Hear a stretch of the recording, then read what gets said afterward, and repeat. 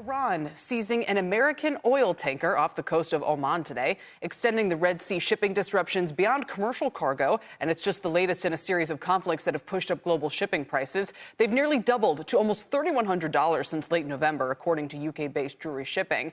And with no real end in sight to these conflicts, which could now stretch on longer than previously thought, my next guest thinks supply chain challenges will persist and is telling his clients to build up inventories in the U.S. and Europe where they can. For more, let's bring in Jonathan Colehower. He's Managing Director of Global Operations and Supply Chain Practice at UST. Jonathan, welcome. How bad is it? Well, I think you're right. It is quite a bit of a situation. Part of it is because of the uncertainty. There are so many things that we don't know. How long is this going to last? Whether we're going to get any relief from the Panama Canal. So I think that it's just got lots of challenges to it.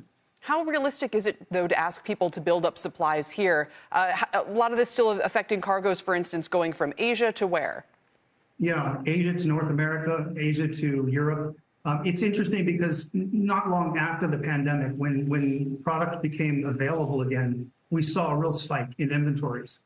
Retail inventories were up about 28%, 6 months, kind of after everything opened up. So hopefully that's going to give retailers some relief. But quite frankly, they're looking for their summer peak season inventory to come in, and we just want to make sure that doesn't fall behind. Yeah, it seems like this could get worse.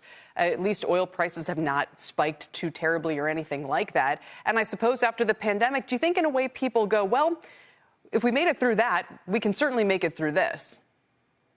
Yeah, I hope not. I hope that they take this quite seriously, and that's where I'm working with my clients and the client teams, and I've asked all of them to evaluate all of their inventory positions to look at what needs to be expedited now, and then to really review those inventory calculations to reset those lead times. Because quite frankly, the lead times are going to go from 30 days to North America to 45 days or more. And so that's going to have a meaningful impact on their availability. And you're telling clients to build inventories by 20% in the U.S., 30% in Europe. And we've seen the kind of the bullwhip effect that can have. Not only is it going to raise prices, raise inventories now, but then at some point in the future, there will be a payback. True. And they have to make sure that they manage those inventories appropriately. Knowing what inventories to build and what not to build, I think, is part of that equation. Some things you can actually expedite. You may want to air freight some materials. Some you just simply can't. And those are the inventories that we're most focused on. We also have seen retailers like IKEA and Electrolux announcing product delivery delays already. What else should we anticipate?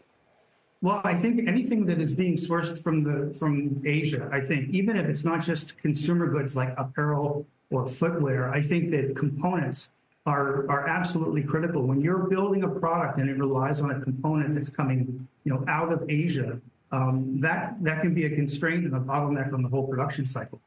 And that's pretty much everything. I mean, if for all the intent of shifting the supply chain coming out of COVID, wouldn't you say we're still largely reliant on it? I mean, I can even think of big name companies. Apple, for instance, we haven't, to my knowledge, heard anything on that front.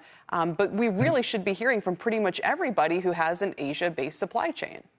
It's true. And certainly we're seeing some movement around Southeast Asia with manufacturers and contract manufacturers, but it's slow. That takes time, and that's where we are spending quite a bit of our time with our clients and understanding how do you build that resilience in your supply chain.